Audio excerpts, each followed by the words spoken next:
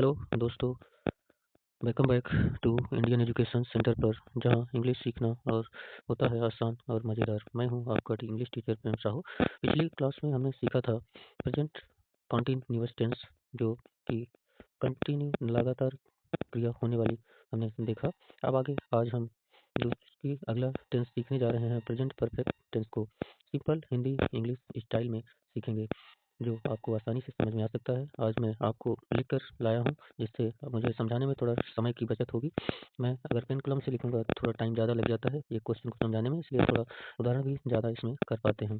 Present perfect tense की पहचान हमने देखा कि इसमें अंत में चुका है या चुकी है या और चुके हैं ऐसा आदि सेंटेंस आते हैं तो हम उसे प्रेजेंट परफेक्ट टेंस के अंतर्गत होते हैं। फिर इसका स्ट्रक्चर के माध्यम से हम आगे समझने की कोशिश करेंगे। पहले सब्जेक्ट, फिर इसमें हेल्पिंग वर्ब हैज सिंगुलर के लिए, हैव प्लूरल, वर्ब का थर्ड फॉर्म ऑब्जेक्ट। इसके बाद अगला आता है प्रेजेंट परफेक्ट टेंस को 4 भागों में बांटा गया है। जैसे ही हर टेंस को 4 भागों में विभाजित करके हमने पिछली कक्षा में सीखा है, अब उसके आगे वाले में हम भी वही चीज़ सीखने जा रहे हैं। तो पहला है अफर्मेटिव सेंटेंस यानी पॉजिटिव यानी सकारात्मक वाक्य। इसमें दूसरा है निगेटिव यानी नकारात्मक वाक्य। तीसरा इंटरोगेटिव सेंटेंस यानी प्रश्नवाचक वाक्य। और चौथा है निगेटिव एंड इंट्रोगेटिव, दोनों साथ में सीखेंगे, यानी नकारात्मक एवं प्रश्नवाचक वाक्य। अब प्रेजेंट परफेक्ट टेंस के मुख्य 4 पार्ट देखते हैं कौन कौन से हैं। पहला सब्जेक्ट, कर्ता, जिसे आप काम करने वाला होता है, जैसे I, we, you, they, he, she, it या नेम। इसकी सहायक क्रिया यानी हेल्पिंग वर्ब बनती है सिंगुलर सब्जेक्ट के साथ हैज का प्रयोग और प्लूरल सब्जेक्ट के साथ हैव का प्रयोग होता है। अगला अब आगे एग्जाम्पल के माध्यम से हम उदाहरण से समझेंगे प्रेजेंट परफेक्ट टेंस में कैसे बनाए जाते हैं टेंस को। तो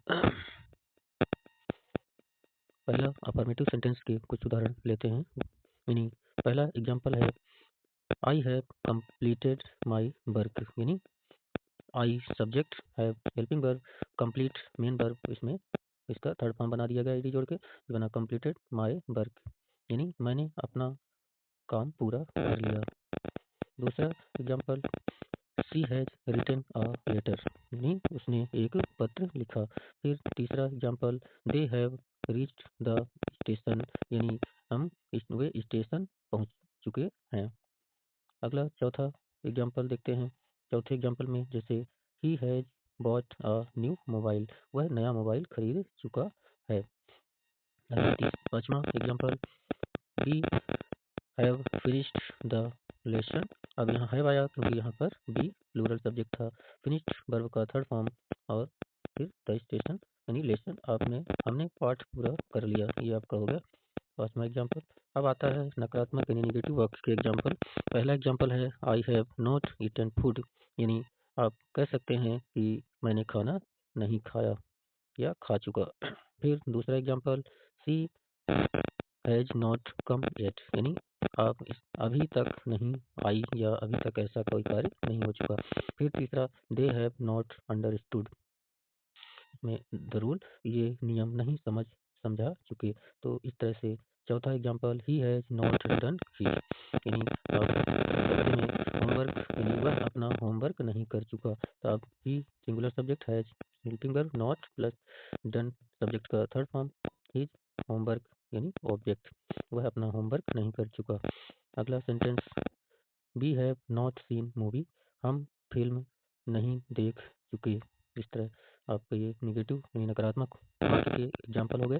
अगला आता है इंटरोगेटिव यानी प्रश्नवाचक वाक्य के example. Have completed your work, यानी क्या तुमने अपना काम पूरा कर लिया, ये हो गया आपका have you completed your work.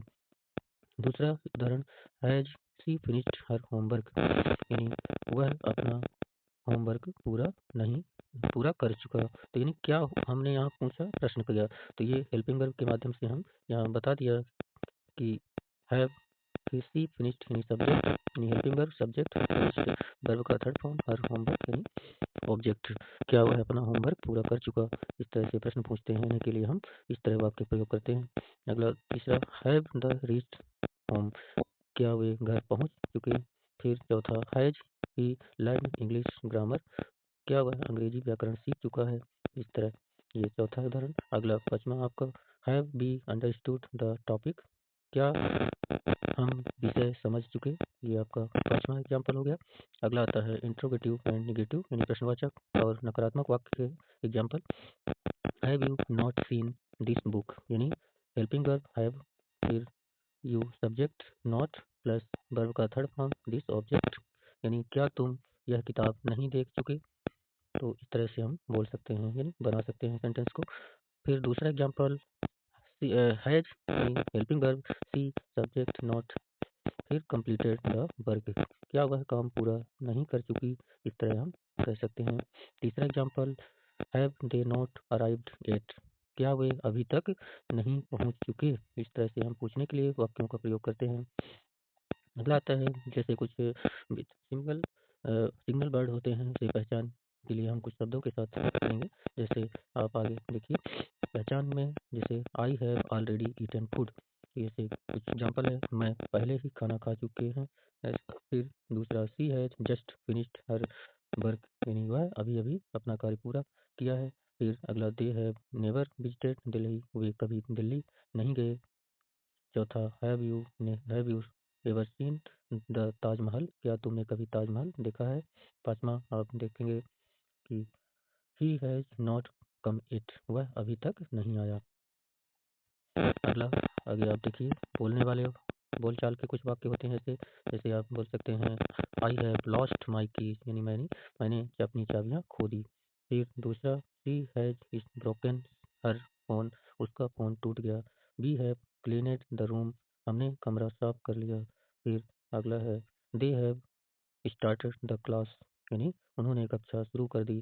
फिर छठवां एग्जाम्पल आप देखिए द ट्रेन हैज अराइव्ड यानी ट्रेन आ चुकी। इस तरह से आप ये इस वीडियो का कंप्लीट हुआ। अगर आपको ऐसा वीडियो समझ में आता है टेंस बनाने के लिए, तो आप इस तरह से वीडियो देखने के लिए इस चैनल को आप सब्सक्राइब कर सकते हैं, जिससे आने वाली वीडियो आपको तुरंत प्राप्त हो सके। Thank you.